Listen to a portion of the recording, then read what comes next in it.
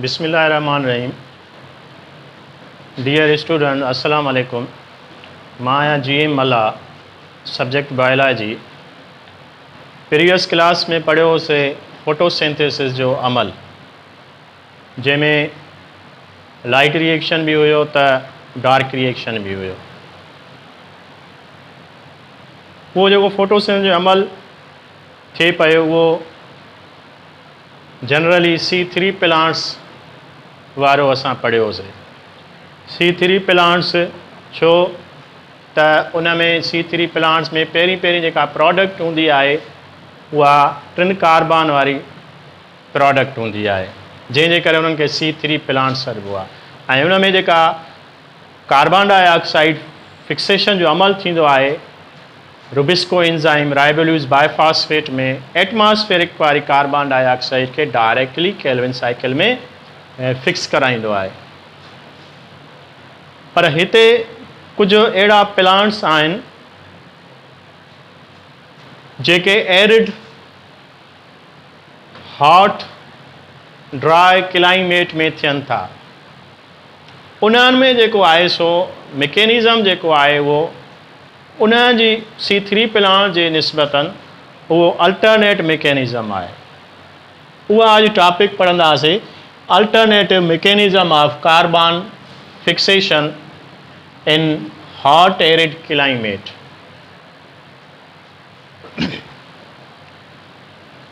In hot arid climate में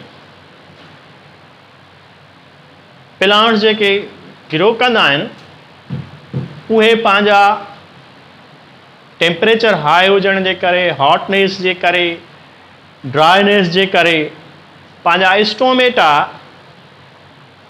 partially या completely close करे छॾींदा आहिनि, स्पेशली ॾींहं जे वक़्तु। पोइ हाणे जॾहिं स्टोमेटा कंप्लीटली या पार्शली क्लोज थींदा त उहो फोटोसिंथेसिस जो अमल जेको आहे सो डिक्रीज़ थींदो। इहे छाजे करे पंहिंजा स्टोमेटा क्लोज था कनि त उहो ऑलरेडी इन्हनि इलाइक़नि में, इन क्लाइमेट में जेको पाणी जी वाटर जी शॉर्टेज आहे, हॉट एनवायरमेंट हूंदी, हाई टेम्परेचर हूंदो त जेको ट्रांसपायरेशन रेट आहे उहो इंक्रीज़ थींदो। ट्रांसपायरेशन रेट इंक्रीज़ थींदो, ऑलरेडी वाटर जी शॉर्टेज आहे, एब्जॉर्प्शन घटि थी थिए त उहो पाणी वरी जेकॾहिं ट्रांसपायरेशन बि हाई रेट में थिए त पोइ छा थींदो, उन्हनि जे जिस्म मां पाणी जेको आहे सो घणे वॾे पैमाने ते लॉस थी वेंदो ऐं ॿूटा जेके आहिनि से सड़ी वेंदा। त पाणी खे कंज़र्व करण लाइ इहे हॉट एरिड क्लाइमेट वारा जेके प्लांट्स आहिनि पंहिंजा स्टोमेटा पार्शली या कंप्लीटली क्लोज करे छॾनि था। हाणे जॾहिं स्टोमेटा पार्शली या कंप्लीटली क्लोज थियनि था त जेके लीफ में एयर स्पेसिस आहिनि उन लीफ में एयर स्पेसिस में जेको कार्बन डाइऑक्साइड जो मिक़दार आहे उहो घटिजी वञे थो, ऑक्सीजन जो मिक़दार जेको आहे सो उहो वधी वञे थो, जंहिंजे करे उते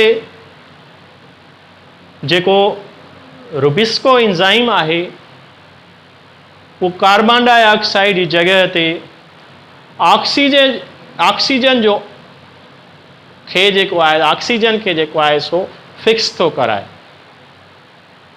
राइबोल्यूज़ बाइफॉस्फेट में, यानी ऑक्सीजनेशन जो अमल थो कराए। जॾहिं इहो अमल थींदो त इन अमल खे छा चवंदासीं, फोटो रेस्पायरेशन। छा? Photo respiration.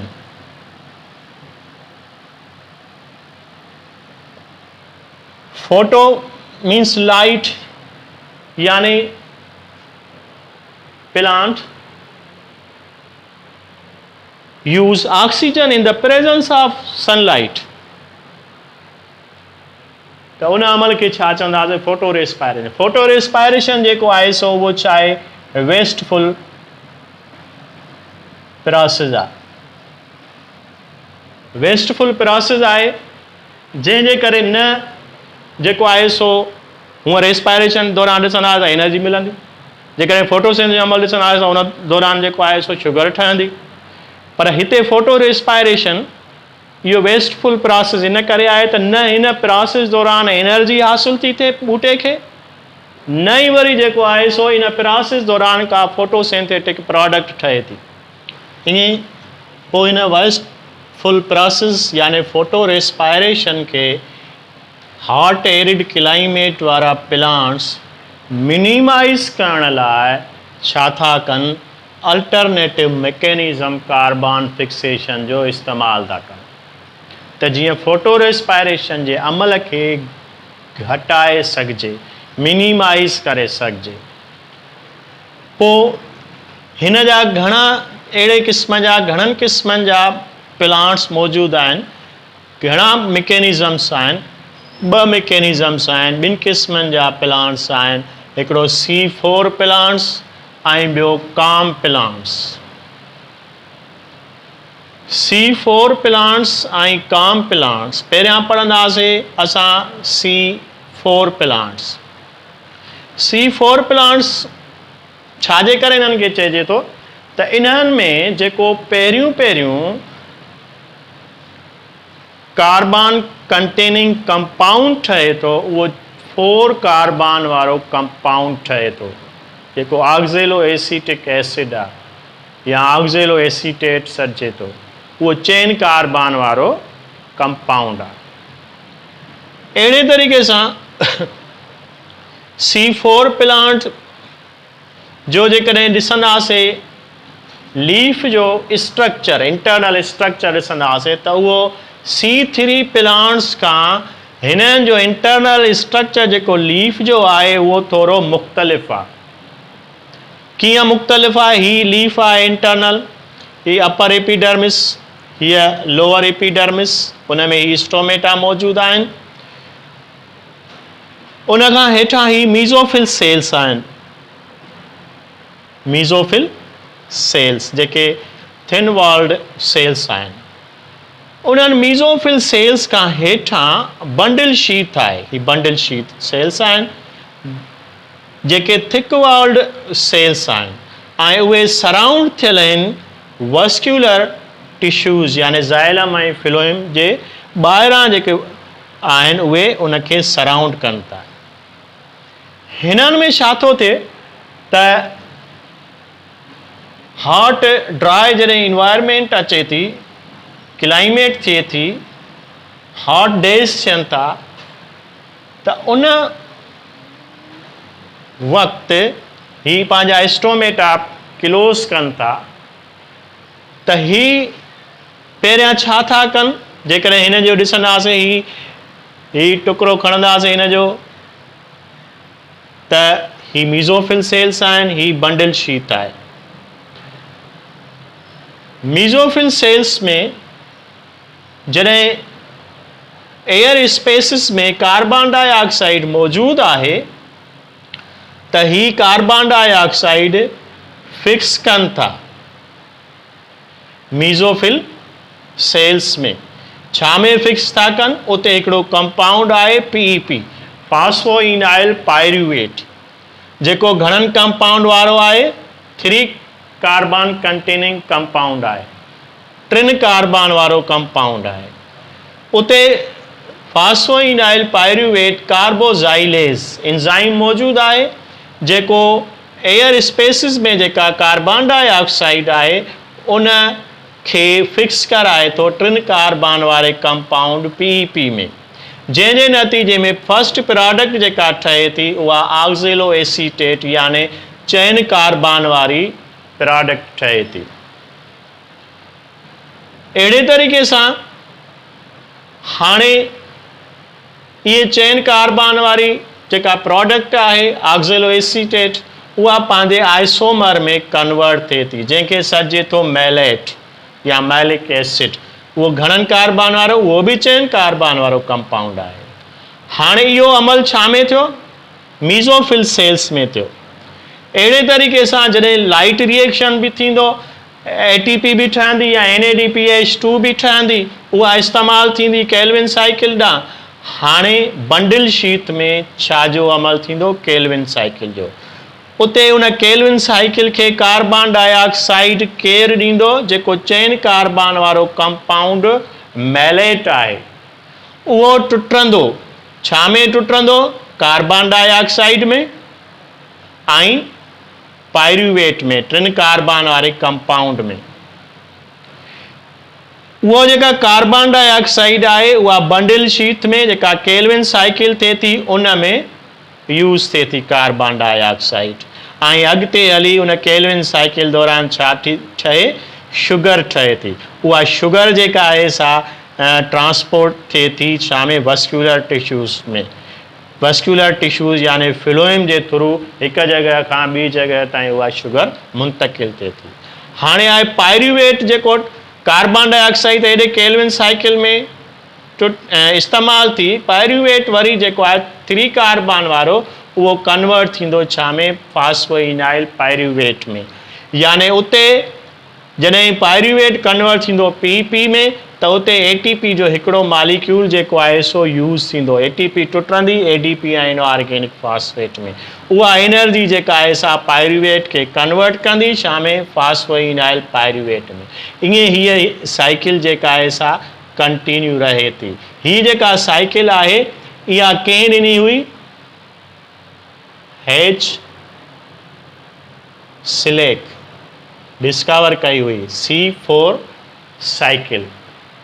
कहिड़ी साइकिल?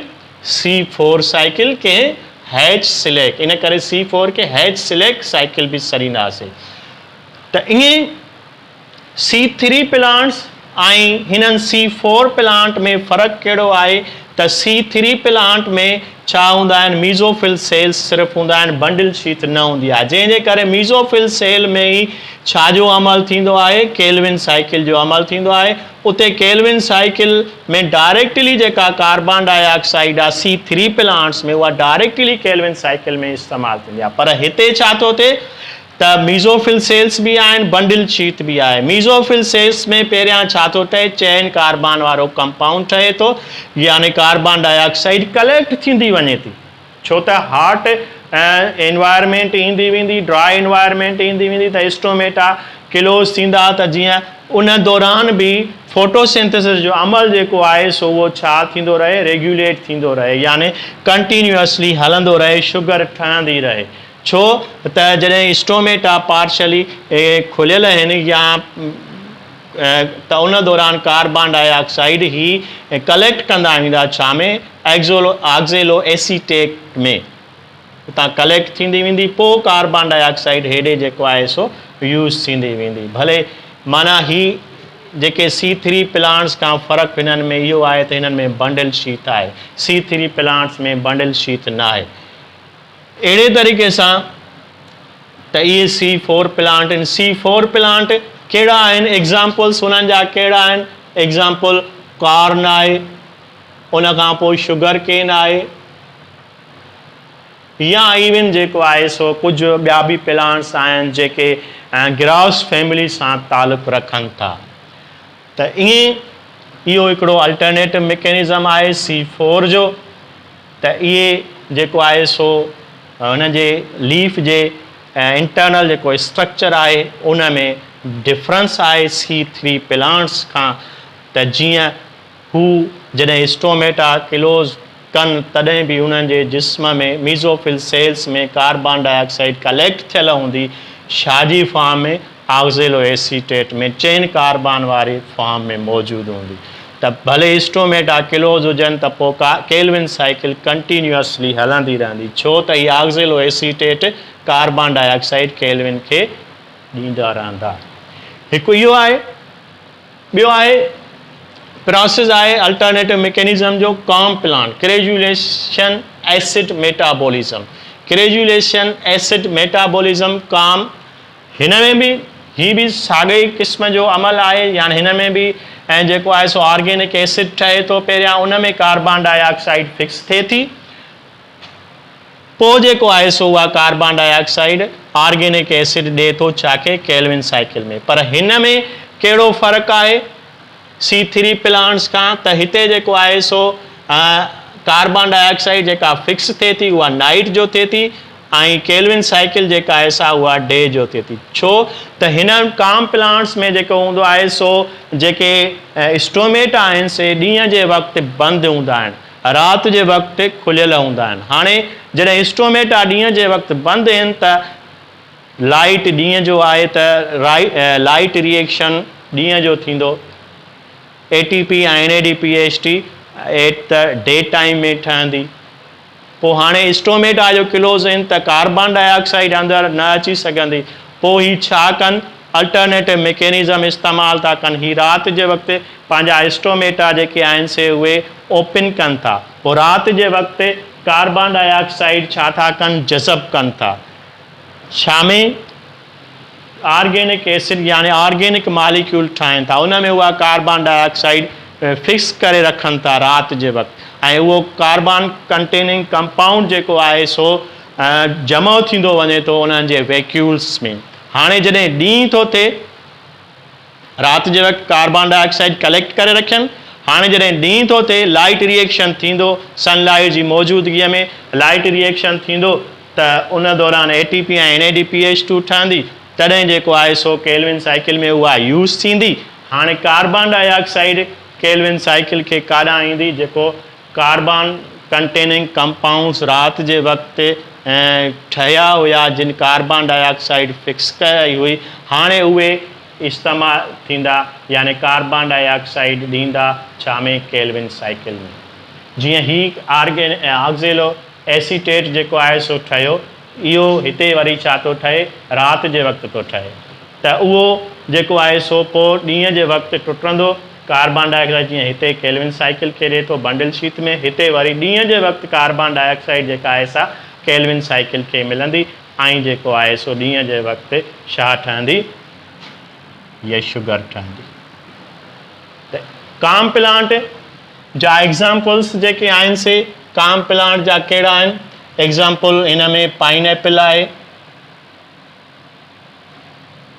ऐं कुझु जेके आहिनि से कैक्टस यानी थूअर जा कुझु क़िस्म आहिनि, जिन में अहिड़े क़िस्म जो काम मैकेनिज़म जेको आहे सो ग्रेजुलेशन एसिड मेटाबॉलिज़म ठहे थो। त हाणे ॾिसंदासीं काम प्लांट ऐं C4 प्लांट में कहिड़ो फ़र्क़ु आहे। हिन में टाइमिंग जो फ़र्क़ु आहे। माना ही राति जे वक़्तु कार्बन डाइऑक्साइड फिक्स कराए रखनि था ऐं पोइ ॾींहं जे वक़्तु उहा कंपाउंड में जेका कार्बन डाइऑक्साइड उहा यूज़ थी थिए केल्विन साइकिल में, यानी टाइम जो फ़र्क़ु आहे। हिननि में C4 प्लांट्स में छा आहे, हुन जे इंटरनल लीफ जे स्ट्रक्चर में फ़र्क़ु आहे, यानी स्ट्रक्चरली, यानी मीज़ोफिल सेल्स में कार्बन डाइऑक्साइड फिक्स थिए थी, ऑक्ज़ेलो एसीटिक एसिड ठहे थो ऐं बंडल शीट में जेको आहे सो केल्विन साइकिल थिए थी। अहिड़े तरीक़े सां त इहे पंहिंजे फोटो रेस्पायरेशन जे अमल खे मिनिमाइज़ करण लाइ इहे जेके C4 प्लांट आहिनि ऐं काम प्लांट आहिनि जेके आहिनि से इहे पंहिंजो वर्क कनि था।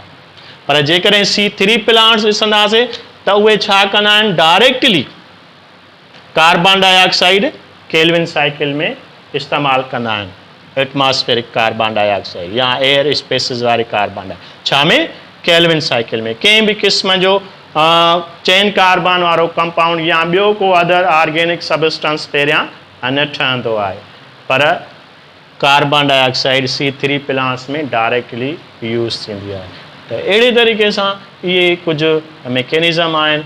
इन सां गॾु असांजो अॼोको लेक्चर पूरो थिए थो ऐं नेक्स्ट डे ते वरी कंहिं नए टॉपिक सां गॾु तव्हांजे साम्हूं हाज़िर थींदा। तेसिताईं अल्लाह हाफ़िज़।